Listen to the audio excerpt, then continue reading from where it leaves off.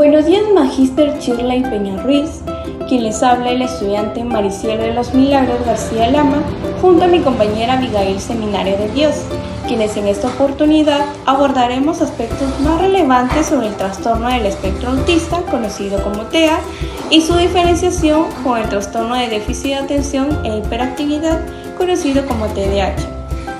Comenzando con la presentación del tema, es importante señalar que tanto el TEA como el TDAH forman parte de los trastornos del neurodesarrollo, los cuales afectan funciones neurológicas desde etapas tempranas de la infancia. Aquí ambos pueden alternar significativamente el desarrollo social, comunicativo y académico de quienes la presentan. Además también de compartir ciertas conductas o síntomas como la dificultad de mantener la atención o establecer las relaciones sociales de condiciones distintas que requieren un enfoque diagnóstico terapéutico específico, ¿no? Y por esta razón es fundamental conocer las características diferenciadoras para que puedan tener una atención adecuada y oportuna. Pasando ahora a la definición del trastorno del espectro autista según distintos autores e instituciones, comenzamos con Leo Kanner, quien en 1943 fue el primero en describir el autismo como una alteración innata del contacto afectivo. Observó que los niños con autismo tendían a aislarse socialmente, mostrando comportamientos repetitivos y dificultades en el lenguaje. Luego, más allá, en 1944, Asperger describió a niños que, aunque tenían un desarrollo verbal adecuado, presentaban dificultades para relacionarse, carecían de empatía, evitaban el contacto visual y desarrollaban intereses intensos en temas específicos. En 1979, Lorma introdujo el término espectro autista, explicando que los síntomas varían de intensidad y se agrupan en tres áreas principales: interacción social, comunicación e imaginación. Por su parte, el DSM-5, manual utilizado en la práctica clínica desde el 2013, define TEA como un trastorno caracterizado por dificultades persistentes en la comunicación e interacción social, así como patrones de comportamientos repetitivos y restringidos.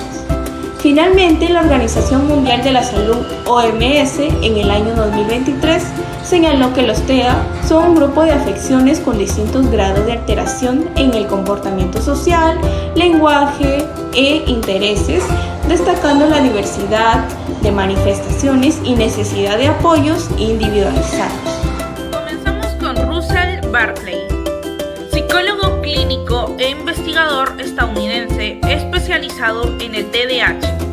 Él define el TDAH como un trastorno del neurodesarrollo que afecta funciones ejecutivas del cerebro, dificultando así la autorregulación del comportamiento, la atención y el control del impulso. Luego tenemos a Thomas E. Brown, psicólogo clínico y profesor de psiquiatría y neurociencia, quien considera el TDAH como un trastorno de la función ejecutiva, caracterizando por dificultades en la organización, planificación y gestión del tiempo, más allá de la simple falta de atención y también de la hiperactividad. Daniel Amen, desde una perspectiva neurocientífica, propone que el TDAH está relacionado con la actividad cerebral, especialmente en áreas como la corteza prefrontal, lo cual influye en la toma de decisiones y el autocontrol. En 1994 tenemos a Stephen Hisham, quien enfatiza el impacto del TDAH en la vida social y emocional de los individuos, que no solo es un problema a nivel de comportamiento, sino un trastorno con profundas implicaciones en el autoestima y las relaciones interpersonales. Ahora presentaremos un cuadro comparativo de aspectos fundamentales para diferenciar tanto el TDAH como el TEA. Comenzamos con la definición. El TDAH es un trastorno del neurodesarrollo que se caracteriza por la desatención, hiperactividad e impulsividad, con distintas presentaciones clínicas. En cambio, el TEA se define como un trastorno que afecta principalmente lo que viene a ser la comunicación social, reciprocidad emocional y presenta patrones repetitivos y restrictivos del comportamiento. Pasamos con síntomas. En el TDAH, los síntomas incluyen dificultades para mantener la atención, inquietud constante y tendencia a actuar sin pensar. En el TEA se observan problemas en la interacción social, dificultades en la comunicación ya sea verbal o no verbal y también conductas repetitivas y inflexibles. Causas. Ambos tienen un origen multifactorial, se podría decir. El TDAH está asociado con factores genéticos, exposición prenatal a sustancias o problemas en el sistema nervioso central. El TEA también tiene una base genética muy importante, como posibles factores ambientales, como infecciones prenatales o exposición a toxinas y diferencias neurobiológicas. Pasamos con diagnóstico. El diagnóstico del TDAH se realiza mediante entrevistas clínicas y escalas específicas, como la Corner o Van de Waals, siguiendo criterios del DSM-5. El diagnóstico del TEA se basa también en el DSM-5, pero incluye aquí herramientas más específicas como el ADOS y el ADI-R, además de una evaluación más detallada del desarrollo y también de una observación de forma directa. Tratamiento. El TDAH se trata con medicación y estimulantes de estrategias psicosociales, como terapia conductual y entrenamiento para padres. El tratamiento del TEA suele ser un poco más amplio e incluye terapias conductuales como el análisis aplicado del comportamiento, más conocido como ABA, además de terapias de lenguaje ocupacional y apoyo educativo de forma personalizada o también particular. Prevalencia. El TDAH afecta aproximadamente entre un 5 y 10% de los niños a nivel mundial, siendo más común en varones. El caso del TEA se estima que afecta a 1 de cada 54 niños en Estados Unidos, también con una mayor prevalencia en varones. Edad de inicio.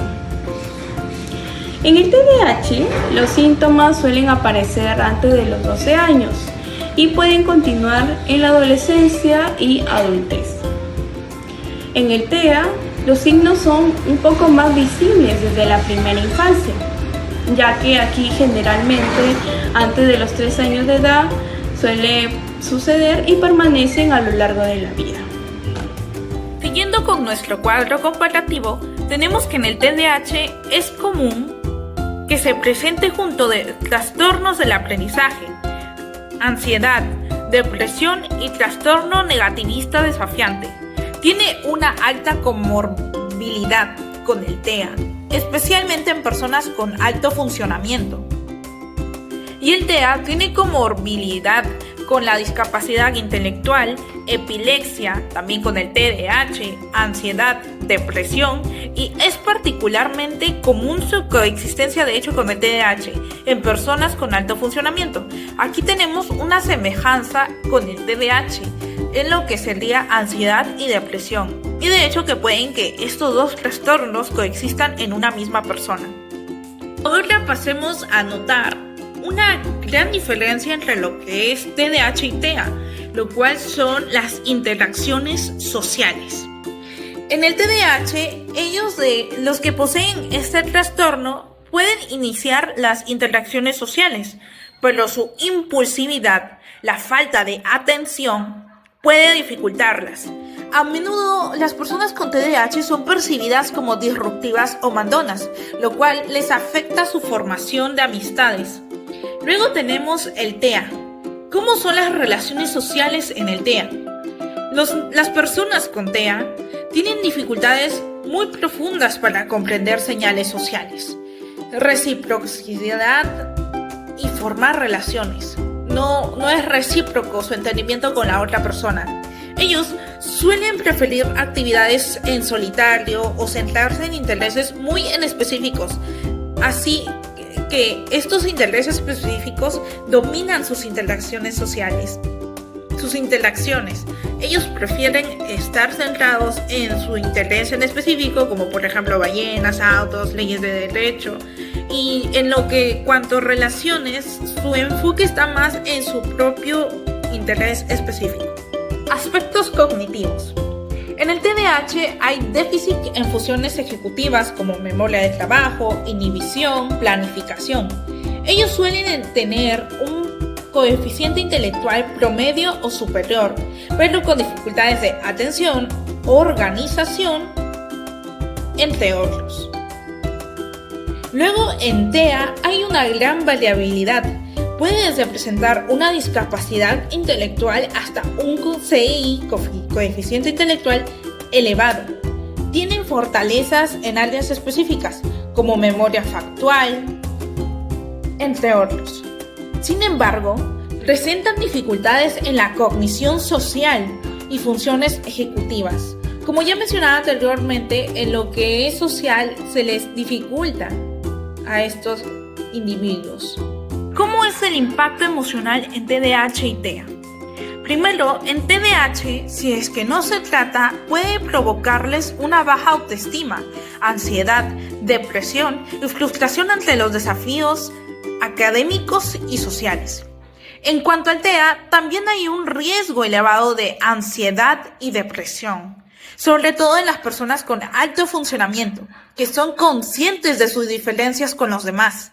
Este riesgo de 4 a 5 veces mayor cuando hay comorbilidad con el TDAH. Implicaciones educativas.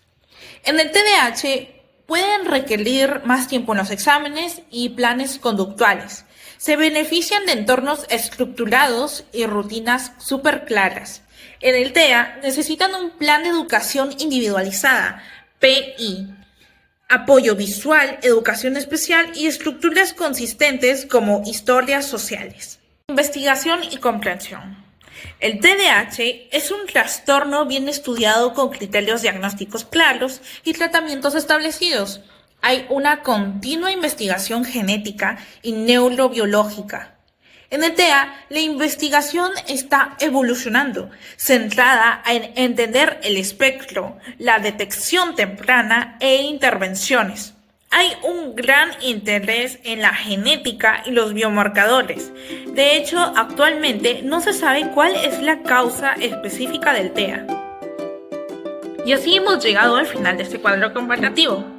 Como podemos ver, aunque el TEA y el TDAH comparten características y pueden coexistir, presentan diferencias con sus síntomas, necesidades y tratamientos. La comprensión profunda de estos trastornos es importante, ya que su comprensión profunda de cada uno de ellos es fundamental para ofrecer un apoyo adecuado y personalizado. Finalmente, para concluir esta parte de la exposición, es importante reafirmar que tanto el trastorno de espectro autista, TEA, como el trastorno de déficit de atención e hiperactividad, TDAH, son condiciones que, aunque comparten manifestaciones conductuales como la dificultad para mantener la atención o establecer relaciones sociales, presentan diferencias profundas en su definición, causas, síntomas, diagnóstico y tratamiento. Comprender estas diferencias no solo facilita un diagnóstico clínico más preciso, sino que también permite implementar lo que son las estrategias de intervención individualizadas, ajustadas a las verdaderas necesidades de cada persona. Este conocimiento es especialmente importante en el ámbito educativo y la atención en la salud mental, ya que una identificación o intervención de forma errónea puede limitar lo que es el desarrollo integral de niños, niñas y adolescentes afectados. Ambos trastornos requieren la sensibilidad, compromiso y también el trabajo interdisciplinario para asegurar un entorno más comprensivo, accesible y favorable para su desarrollo. Por ello es fundamental que como futuros profesionales de psicología estemos preparados para reconocer y acompañar adecuadamente estos casos, promoviendo así la inclusión, la empatía y el respeto a la diversidad. Muchas gracias.